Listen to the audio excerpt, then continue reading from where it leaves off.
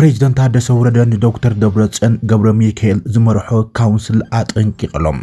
ጀነራል ታደሰ ወረደ ፕሬዚደንት ጊዜያዊ ምምሕዳር ካብ ዝኸውን ኣብ ውሽጢ ሒደት ኣዋርሕ ቤት ጽሕፈት ህወሓት መሰረት ዝገብረ ውሳነን ተኣመንቲ እቲ ብዶክተር ደብረጽዮን ዝምራሕ ህወሓት ዝኾኑ ጀነራላትን ዝተሰማምዕሉ ስልጣን እቲ ፕሬዚደንት ብላዕሊ ኮይኑ ዝቆጻጸር ዘይስሩዕ ዝተባሃለ ውዳብም ከም ዘሎ ሕዚ ተቃሊዕሎም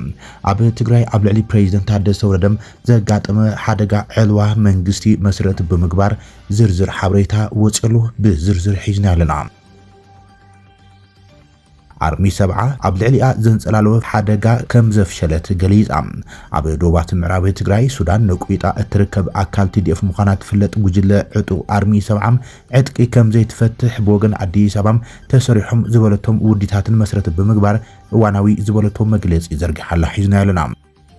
አሜሪካ ኣብ ልዕሊ ትግራይ ኣብ ዝተፈጸመ ጆኖሳይድ ኣጓሃርቲ ዝነበሩ ሰባት ሓደ ገበነኛ ኢትዮጵያዊ ናብ ሃገሩ ሰጉጓ ተላም ቀዳማይ ሚኒስትር ኢትዮጵያ አብይ አሕመድ ኣብ ትሕቲ ከበድቲ መጥቃዕታት ሚሳይላትን ድሮናትን ኢራን ትርከብ ሕብራት ዓረብ ኤሚሬትስ ዝገብሮ ዘሎ ዑደት መሰረት ብምግባር እውን ኣዘራራቢ መልእኽቲ እዩ ዝወጽእ ዘሎ። እቲ ቀዳማይ ሚኒስትር ብዘይተገመተ መንገዲ ናብ ሕብራት ዓረብ ኤሚሬትስ ዑደት ዝገብረ መራሒ ሃገር ኮይኑ ኣዘራራቢ ኮይኑሎ ዕላማ እቲ ዑደት መሰረት ብምግባር ተንተንቲ ዝተፈላለዩ ሓሳባት የልዕልሎም ንዚውን ብዝርዝር ሒዝና ኣለና። ቀይሕ ባሕሪ ዓባይ መርከብ ጽዕነት ነፈርቲ ውግእ አሜሪካ ከቢድ ሓደጋ ባርሓዊ ኣጋጢሟሎም ካብ ትግራይ ሆራይዘን ዝኸበረ ሰላምታና ብዘለኹም ይብጻሕኩም ክብራትን ፍትዋትን ተኸታተልቲ ዜናታትና ነዞም ሓደሽቲ ምዕባለታት ብዝርዝር ክነቕርበልኩም ኢና። ሰብስክራይብ ላይክ ሼር እንዳገበርኩም ዜናታትና ክሳብ መወዳእታ ተኸታተሎም።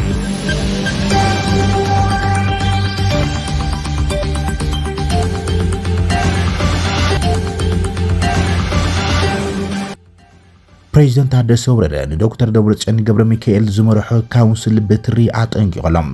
ጀነራል ታደሰ ወረደ ፕሬዚደንት ጊዜያዊ ምምሕዳር ካብ ዝኸውን ኣብ ውሽጢ ሒደት ኣዋርሕም ቤት ጽሕፈት ህወሓት መሰረት ዝገብረ ውሳነን ተኣመንቲ ብዶክተር ደብረጽዮን ዝምራሕ ህወሓት ዝኾኑ ጀነራላት ዝተሰማምዕሎም ስልጣን እቲ ፕሬዚደንት ብላዕሊ ኮይኑ ዝቆጻጸር ዘይስሩዕ ውዳበ ከም ዘሎም ሕዚ ተቀላሊዑ ወጽሎም ፕሬዚደንት ታደሰ ወረደም እቲ ንስልጣኑ ብላዕሊ ኮይኑ ክቆጻጸር ዝተጣየሸ ካውንስል ካብ 45 ክሳብ 50 ኣባላት ዘለዎ ኮይኖም ተሻዓተ ፈጸም ስራሕ ዘለዎን ኩሎም ኣባላት ማዕከላዊ ኮሚቴ ህወሓትን ቀንዲ መራሕቲ ሰራዊትን ብኣባልነት ዝሓቆፈ ይተባሂሎም ኣብቲ ጀነራል ታደሰ ወረደ በፕሬዚደንትነት ዝመርሑ ጊዜያዊ ምምሕዳር ኣማኻሪ ጉዳያት ሚድያ ከም ዝኾኖም ነቲ ፕሬዚደንት እውን ብቐጥታ ከም ምንጭ ሓበሬታ ኮይኖም ዝሰርሕ ከም ዘሎ ዝግለጽ ኣዳራዊ አውራምባ ታይምስ ጋዜጠኛ ዳዊት ከበደም ኣጋጢሙ ዘሎ ሓደጋ ዕልዋ ፕሬዚደንት ታደሰ ወረደም እዋናዊ ሓበሬታ ካፊሎም እቲ ፍልፍል ሓበሬታ እቲ ፕሬዚደንት እቲ ዶክተር ደብረጽዮን ገብረ ሚካኤል ዝመርሑ ካውንስል ንፕሬዚደንት ታደሰ ወረደም ቅድሚ ሕዚ ብዕጡቃት ኣኸቢብዎን ከበድቲ ጸጥታት እናፈጥረሉ ከም ዝመጸነ ዘኻኺረሎም እቲ ፕሬዚደንት ነቲ ካብ ህወሓትን ኣዘዝ ሰራዊትን ዝመጸ ዝነበረ ከበድቲ ጸጥታት ፖለቲካዊ ወተሃደራውን ጸጥታውን ጉዳያት ገዲፎም ማሕበራውን ቁጠባውን ጉዳያት ጥራሕ ከድህብ ከም ዝነገርዎ እዩ ኣዘኻኺሮም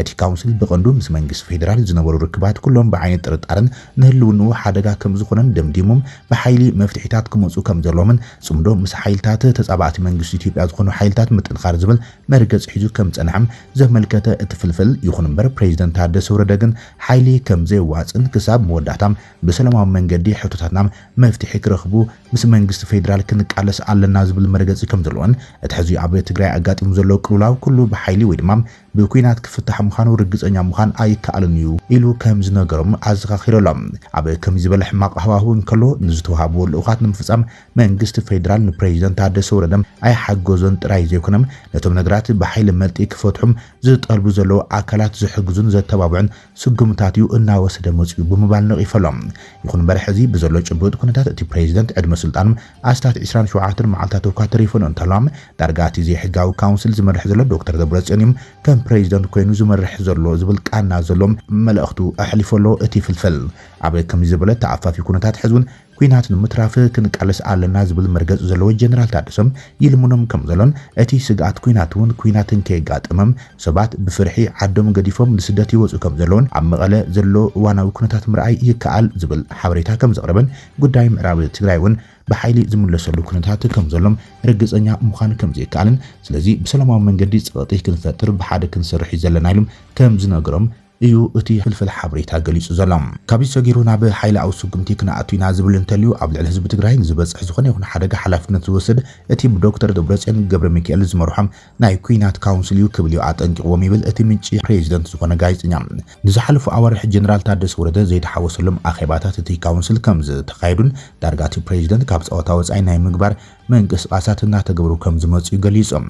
ኣብዞም ኣብ ልዕሊ ፕሬዚደንት ታደሰ ወረደ ዕልዋ ተገይሩ ዝብሉ ሓበሬታት ስዒቦም ህወሓት እውን መልሲ ሂቡሎም ብዘይስሩዕ መንገዲ ንጀነራል ታደሰ ወረደ ብፍሉይ ክትኮ ከም ዝኽእል ብህወሓት ተመዚዝዩ እናተባሃለም ኣብ ማሕበራዊ መራኸቢታት ዝውግዕሉ ዘሎ ምክትል ፕሬዚደንት ጊዜያዊ ምምሕዳርን ምክትል ኣቦምበር ህወሓት ደብረጽዮን ዝኾነ ኣቶ ኣማኒኤል ኣሰፋም ነቶም ወረታት ነጽግዎም ኣሎም ኣቶ ኣማኒኤል ኣብ ማሕበራዊ መራኸቢኡ ገጽ ፌስቡክ ከም ዘርግሖም ብበለካ ለኸዕካ ህዝቢ ምድንጋር እንታይ ዓብስ ብምባል እከለ ወሪዱ እከለ ተሸይሙ ወይ ድማ እከለ ወሪድካ እከለ ንምሻም ዝርብ ተገይሩ ዝበሃሉ ናይ ማሕበራዊ ሚድያ ዘረባታት ጻዕዳ ሕሶትዮም ኢሎም ብዛዕባ እዚ ጉዳይ ኣነውን ከም ሃገረይ ኣብ ማሕበራዊ ሚድያ ሰምዑን ዝሪኦን ዘለኹ ዝበል ኣማኒኤል ድሕሪ እቲ ዘረባ እንታይ ከም ዘለውን ኣይተረዳኣንን እዩ ክብል እዩ ገሊጹ ዘሎ ኣብ ማሕበራዊ መራኸቢ ኣብ ዘርግሑ መልእኽቲ ኣቶ ኣማኒኤል ኣሰፋ ኣብ ዝሓለፈ ሰሙን ንኤኤፍፒ ኣብ ዝሃበ ርእይቶም ኩናት ዘይተርፍ ከም ዝኾነ ዘመልክቱ ኩነታት ከም ዘለዉ ገሊጹ ምንባሩ ይዝከር እሳቸው ማለት ጀነራል ታደሰ የአቶ ጌታቸው አይነት ምርጫና ውሳኔ ይወስናሉ የሚባለው ተስፋና ህልም እናንተ ጋር ካለ ይህ እንደማይሆን እንደማይፈጸም ልታውቁት ይገባል በሚል አቋማቸው ግልጽ አድርጓል። ከዚህ በኋላ በዚህ መሰሉ ያልተገባ አካሄድና በዚህ የስሌት ስህተት ምክንያት በአመራሮቹ መካከል ችግር ተፈጥሮ ሌላ አይነት ትራጀዲ ቢፈጠር አሳዛኝ ክስተት ቢፈጠር የዚህ ህገወጥ ካውንስል እና ይህ ህገወጥ ካውንስል እንዲመሰረት ሐሳብ አመንጪ የሆኑ አካላት ኃላፊነት ነው የሚሆነው ብለዋል። ምንም አይነት አማራጭ በምንም አይነት ሁኔታ ከቁጥጥር ውጭ የሆኑ እንቅስቃሴዎች ቢደረጉ እንግዲህ እነዚህ ጀነራሎችም ሊሆን ይችላል፣ የፖለቲካ አመራሮችም ሊሆን ይችላል። አሁን ከዚህ በኋላ ወዴት ያመራል የሚል ትንሽ ስለሚያሰጋ ህዝብ ማወቅ አለበት በሚልም ጭምር ነው እያንዳንዱ እንቅስቃሴ ከዚህ በኋላ ያለው በጥንቃቄ ነው መደረግ ያለበት። ምናልባት አንዳንድ አላስፈላጊ ነገሮች ውስጥ የሚገባ ከሆነና ራስን ለመከላከል በሚል የሚወሰዱ የተለያዩ እርምጃዎች ካሉ ኃላፊነቱ የዚህ አካል እና ይህንን አማራጭ የወሰዱ ወይም ደግሞ ይህንን አማራጭ መውሰድ አለብን ብለው ሐሳብ ያመነጩ አካላትን እንደሚመለከት ነው ጀነራል ታደሰ አቋማቸውን ይፋ ያደረጉት። በዚህ መንገድ በተለይ የኃይል የሚመስል አይነት አማራጭ ማንንም እንደማይመር፣ በዚህ መንገድ ማንንም እንደማይተርፍ አቋማቸውን ግልጽ አድርጓል። ከዚህ በኋላ የሚፈጠር ማንኛውም ችግር የካውንስሉና በስልጣን ፍቅር ምክንያት ካውንስሉን የመሰረቱ ኃላፊዎች ኃላፊነት እንደሚወስዱ ዛሬ ለዶክተር ደብረጽዮን ግልጽ አድርገውላቸዋል ጀነራል ታደሰ። ይህ የጀነራሉ አቋም ህዝብ እንዲያውቀው በዚህ ሚዲያ አማካኝነትም ይፋ እንዲደረግ የተደረገው በዚህ ምክንያት ነው። ተመልካቾች እንግዲህ አሁን ያለው ሁኔታ እጅግ ያሳዝናል። ያው ትግራይ ብዙ ችግሮች ናቸው ያሉባት። በዚህ ሁሉ ችግሯ መሀል እንግዲህ እንደዚህ አይነት ኢን ዘ ኔም ኦፍ ማለት ፐብሊክ ኢንተረስት በሚል ነው። ግን ማለት የፐብሊክ ኢንተረስት አይደለም መነሻ፣ ብዙ ጊዜ እንደምንለው ኢንዲቪጁዋል ኢንተረስት ነው። ያው ግን ፌዴራል መንግስት ያልመለሳቸው ጥያቄዎች በግብአትነት ይጠቀሙና ያንን ነገር ያደርጋሉ። ፌዴራል መንግስትም ያንን ነገር ለማድረግ ፈቃደኛ አይደለም። ስለዚህ ያው እዚህ ሁኔታ ውስጥ እዚህ ደረጃ ላይ ተደርሰዋል ማለት ነው። ይህንን መረጃ ለማጋራት ነው የመጣ ነው። አብራችሁን ስለቆያችሁ እናመሰግናለን። አርሚ ሰብዓ ፈተነ ምፍራስ አፍሺሌላም ኣብ ዶባት ምዕራብ ትግራይ ሱዳን ነቁይጣ ትርከብ ኣካል TDF ምዃና ትፍለጥ ጉጅለ ዕጡቕ አርሚ ሰብዓ ዕጥቂ ከም ዘይፈትሐትን ብወገን ኣዲስ ኣበባ ተሰሪሖም ዝበለቶም ውዲታትን ይቕፅሉ ዘለው እትብሎ ንጥፈታትን ኣመልኪታ መግለፂ ወፅያላ። እዋናዊ መግለፂ ሰራዊት ትግራይ ኣርሚ ሰብዓ ኣብ ትሕቲ ዝብል ርእሲም ዝተዘርግሐ እዋናዊ መግለፂ ንህዝብኻ ብምጭብርባር ዝመፅእ ሓቀኛ ሰላም የለን ኢላ። ስርዓት ብልፅግና ሓይልታት ፀጥታ ትግራይ ብሓፈሻ ኣርሚ ሰብዓ ድማ ብፍላይ ንምፍራስ ክገብሮ ዝፀንሐ ዘሎን ሸርሒም ደጊሙ መኺኑ ተሪፉ እዩ ዝበለት እቲ ኣርሚም ኣብ ዝቀረበ እዋን ድማ ካብ ኣስራርሓን ፖሊስን ስርዓት ወጻኢ ብሽም ዲዲኣር ዝተላዓጠጠ ሸርሕን ተንኮልን ኣርሚ 70 ንምፍራስ ዝኸድዎ መንገዲ ደጊሞም ውዕሊ ፕሪቶሪያ ምፍራሶም ኣረጋጊጾም ኣለዉ ኢላ ጸላእትና ሕቆም ነዚና ኣገዲና ውዕሊ ፕሪቶሪያ ክፍርሙ TDF ትግራይ ከመይ ዕጥቁ ይፈትሕ ንቐጻሊ ህይወቱ ዘልዮ ስልጠናም ድሕሪ እኹል ምድላው ከመይ ናብ ማሕበረሰብ ይመለስ ናይ ዝበዓል ዋና ፈጻሚ ኣካል ከመይ ይፈጽምን ግልጺ ኣስራርሓን ፖሊስን ንጎኒ ብምግዳፍ ክማላእ ዝግብኦ ቅድመ ኩነት ከይተማለም ብደረቁ ዕጥቂ ትግራይ ብምፍታሕ ትግራይ ከም ድላዮም ክዕንድሩላ ዘይጭበጥ ሕልሚ ምስ መኾኖም ዓቕሊ ጽበት ዓገረገርን ዓጋም ጣሓስን ብሽም DDR ኣብ መሬት ዘላ ሓቂ ልዕሊ 500 ኣባላት ኣርሚ 70 ንሰላም መሪጾም ዝቐረብሎም ናይ ሰላም ጻውዒት ተቐቢሎም ናብ ማእኸል መሰልጥን ሞቢላይዜሽን ኣትዮም ስልጠና ይወስደለው ዝብል ብዕራይ ወለደም ድራማ ወዚዖም ይርከቡ ኢላ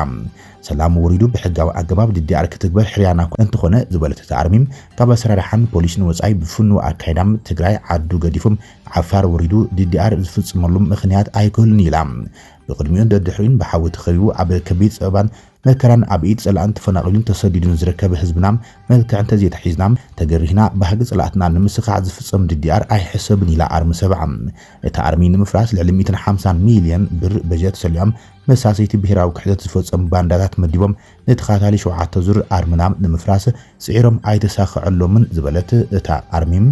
ኣርሚ በኣንጻሩ ደጋጊማ በሪኻን ናይ ምፍጻም ዓቕሚ ዕብያን ንሰላማዊ ፍትሕታትን ቀደም ሰሪዓም ኣብ ህዝባዊ መትከላን ንጹር ዕላማን ከም ዘላያ ገሊጻ ዘላ ንስሕተት ዋላ ሓደ ኣብ ልኡኽ ዝርከብ ናይ ኣርሚ 70 ኣክቲቭ ኣባል ይኹን ኣመራርሓ ብልጽግና ዝነዝሖ ዘሎ ብዕራይ ወለዶ ሓሰት ኣብቲ ንሶም ዝብልዎ ዘለዉ ዘይሕጋዊ DDR ዝተሳተፈ ውልቀ ሰብ ይኹን ጉጅለ ከም ዘይብልና እንዳገለጽና ነቲ ኣብ ዕላሙ ጸኒዑ ሓትነቱ ኣስጢሙ ልኡኽ ዝፍጽም ዘሎ ኣርሚ 70 ዓቐብ ዘይወጽእ ሸርሒ ምዃኑ ኣቐዲምና ነቕሕናሉ ኢና ኢላ ቀንዲ ውራይና ላዕላዊ ግዛኣት ትግራይ እንታይ ይኽበርናን ዝተፈናቐልን ዝተሰደደን ህዝብና ናብ መርበቱ እንታይ መለስናም ኣብ ኢድ ጸላኢ ግፍዕን መከራን ዘሕልፍ ዘሎ ህዝቢ ሓረን ከይወፀን ውሕስ ዘላቕ ሰላም እንታይ ረጋገፀን ፍላይ እቲ ዓንዲ ልኡኽ ዝኾነ ብሄራዊ ክብርን መንነትን ስትራቴጂካዊ ረብሓታትን ኣብ ዝተኣማምን ብርኪም እንታይ የብፅሕና ዝዛሪ መስልዕን ዝዕፀፍ ዕጥቅን ፍጹም ክህሉ ከም ዘይኽእል ነረጋግጽ ኢላላ ኣብ ምዕራብ ትግራይ ኣብ ልኡኽ ዝርከብ ኣርሚ 70 ህዝቡ ንኣደዳ ጸላኢ ኣሕሊፉ ብምሃብ ህልውና ኣርምና ዝኾነ ኣርሞሸሽ ህዝቢ ንድሕሪት ገዲፎም ኣብ ዓፋር ወሪዱ ዝፍጽሞ DDR ይኹን ዝፈርስ ኣርሚ 70 የለን ኢላ እኳ ዳኣስ ልኡኽ ብጥንቃቕን ልዑል ሓላፍነትን ብቕዓትን ንፍጽም እምበር ብሕርጋቶ ሚልዮናት ገንዘብ ናብ ዋጋ ዕዳጋን ዝቐርብ ዕላማ ይብልናን ኣርሚ 70 ንዕላምኡ ዝግዛእን ሕድሪ ጀጋኑ ሰማዕታቱ ኣኽቢሩ ኣብ ሸቱ ንምብጻሕ ልኡኽ ብዓወት ምዝላቕ ኣብ ዘይዛር ቃልሲ ዝርከብ ኣርሚ ምዃኑን ህዝብና ከነረጋግጽ ንፎቱ ክትብል ያገሊጻ ይኹን እምበር ትማሊ ኮሚሽን ሃገራዊ ተሃድሶ ኢትዮጵያ ኣብ ዘርግሖ ሓበሬታም ነበር ኣባላት እቲ ኣርሚ ዝነበሩ ኣስታት 500 ዝኾኑ ዕጡቓት TDF ነበር ኣብ ማእኸል ዲሞቢላይዜሽን ኣዋሽ 4 ስልጠና ከም ዝጀመሩ ከም ዝገለጸ ይዝከር እዮም ቢሮ ሰላም ጸጥታን ጊዜያዊ ምምሕዳር ትግራይውን ብኣዘራራቢ ዝኾነ ምሳሌያዊ መግለጺ ነቲ መግለጺ መንግስቲ ፌደራል ነጽግዋዮም ኣሜሪካ ኣብ ልዕሊ ትግራይ ኣብ ዝተፈጸመ ጆኖሳይድ ኣጓሃርቲ ዝነበሩ ሰባት ሓደ ግብረኛ ኢትዮጵያዊ ናብ ሃገሩ ኣባሪራ ኣላ ኢትዮጵያዊ ኣብ ጥዕሰት ሰብኣዊ መሰላት ምጽናት ዓሊ ተጋሩን ዝጉስጉስ ነበረን ኣባል ጉጅለ 3 ሽበራ ፋኖን ዝኾነ ዝበለቶ ሰሎሞን ቦጋለም ዝተባሃለ ጽንፈኛም ኣሜሪካ ከም ዝባረረቶ ተገሊጸሎም ግብረኛን ዘይሕጋዊ ወጻተኛ ሰሎሞን ቦጋለ ኣባል ፋኖ ዝተባሃለ ደረጃ ሳልሳይ ግብረ ሽበራዊ ጉጅለ ምዃኖም ብግልጺ ዝገለጸሉ ብርክት ዝበሉ ማሕበራዊ መራኸቢታት እናተጠቐመም ድሕሪ ምርካቡም ብ5 መጋቢት ብሓለፍቲ ፎኒክ ናብ ኢትዮጵያ ተሰጉጉ ኢሎም ሰሎሞን ቦጋለ ዝጸሓፎ ጽሑፋት ኣብ ልዕሊ ተጋሩ ካብ ኢትዮጵያ ክጸንቱን ስደትን ዓመፅን ኣብ ልዕሊኦም ክፍጸሞም ዝጽውዕ ዝነበረም ጸረ ሰብ ዝኾነ ግብረኛ ምዃኑ ክፍሊ ኢሚግሬሽንን ቁጥጥርን ግምሩክ ኣሜሪካ ዕላው ገይረሎም ካብ 2003 ጀሚሩ BHSI ዝምራሕ ማእከል ገበናት ሰብኣዊ መስላትን ገበናት ኩናትን ICM 1178 ዝፍለጡ ወይ ድማ ዝተጠርጠሩ ገሰት ሰብኣዊ መስላትን ገበነኛታት ኩናትን ኣባሪሩ ይብል እቲ ቢሮ ኣብ ዘርግሖ መግለጺ ቀዳማይ ሚኒስትር ፌደራላዊ ዲሞክራሲያዊት ሪፐብሊክ ኢትዮጵያ አቶ አብይ አሕመድ ናይ ስራሕ ዑደት ንምክያድ ናብ ርእሰ ከተማ ሕቡራት ኢሚሬትስ ዓረብ አቡዳቢ ምእታው ብፍሉይ ትኹረት ስሒቦሎም ኣብ መዕርፎ ነፈርቲ ፕሬዚደንት ምስ በጽሐ ብሚኒስትር ፍትሒ ሃገርን ሓላፊ ፕሬዚደንታዊ ፕሮቶኮልን ምዉቕ ኣቀባብላ ገይሮም እዮም ይኹን እምበር ነዚ ልሙድ ዝመስል ጉዕዞ ፍሉይን ብሓቂ ታሪኻውን ዝገብሮ ግን እቲ ዘሰንብድ ኩነታት ኣብቲ ዞባ ዘሎ እዮም ቀዳማይ ሚኒስትር አብይ ኣብ አቡዳቢ ኣትዩ ዘሎ ኣብ ዘስካሕክሕ ዞባዊ ኩናት ዝካየደሉ ብምዃኖም ኣገዳስነት እቲ ጉዕዞ ማዕረ ክንደይ ምዃኑ ዘርኢ ይብሉ ተዓዘብቲ እዮም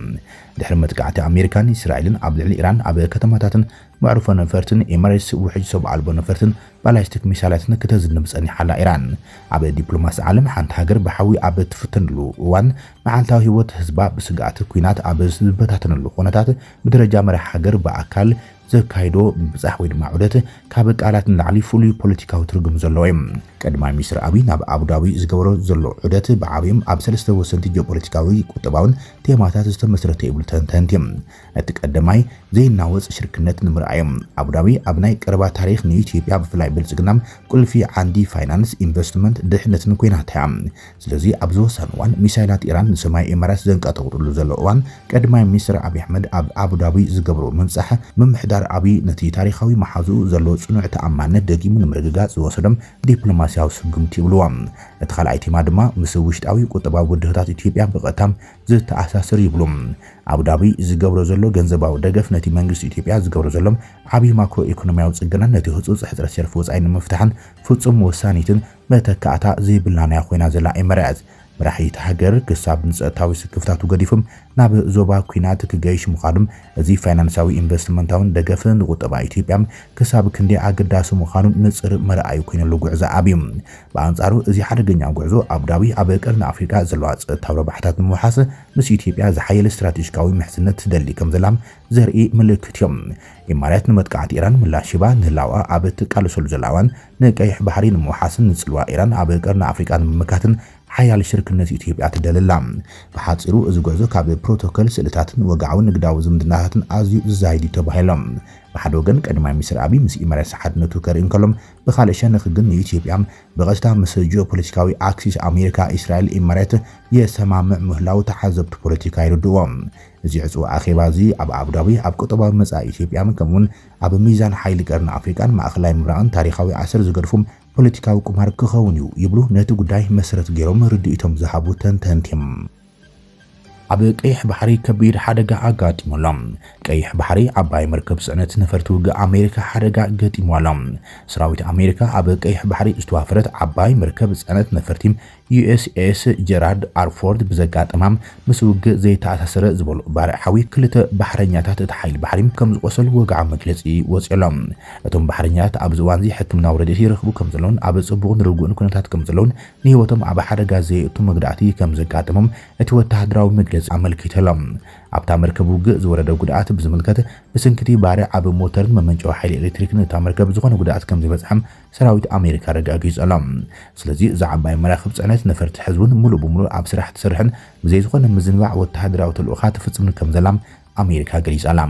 እታ ምስ ኢራን ዝተፈጠረ ውጥሪ ኩናት ስዒባም ናብቲ ዞባ ዝተላእኸት መርከብ ውግም ብ26 ለካቲት ካብ መደበር ሓይሊ ባሕሪ ሱዳን ቤይ ኣብ ደሴት ግሬት ግሪክ ዝተበገሰት ኮይና ኣብ ዝዋን እዚ ኣብ ቀይሕ ባሕሪ ኣንጻር ኢራን ኣብ ዝካየድ ዘሎም ወተሃደራዊ ስርሒታት ብንጥፈት ተሳተፍ ከም ዘላዩ እቲ ጸብጻብ ዘመልክት ዘሎ ኢራን እቲ እስራኤልን ኣሜሪካን ኣብ ልዕሊያ ዝዓወጀኦ ኩናት በቀል ስጉምታት ተወስድ ዘላ ኮይና ንስትራቴጂካዊ መስመር ሆርሙዝ ዓጽያ ድማ ብዝያዳ ነቲ ከባቢ ናብ ሰፍ ዘይብል ወጥሪያ እትያቶ ዘላ ኣሜሪካ ድማ ነቲ ኩናት ካብ ትጅምሮ ንድሓር ኣብ ዝሕዝዋን ናይ ጣዕሳ ምልክታት ዘርእዮም ካብ ኣሜሪካውያን ይወፁ ከም ዘለዉ ዝተፈላለዩ ጸብጻባት ይወፅዮም ዘሎም ኢራን ምስ ኣሜሪካን እስራኤልን ኩናት ደው ንምባል ኣዝዮም ጥንኩራት ዝተባሃሉ ቅድመ ኩነት ኣቐሚጣ ዘላ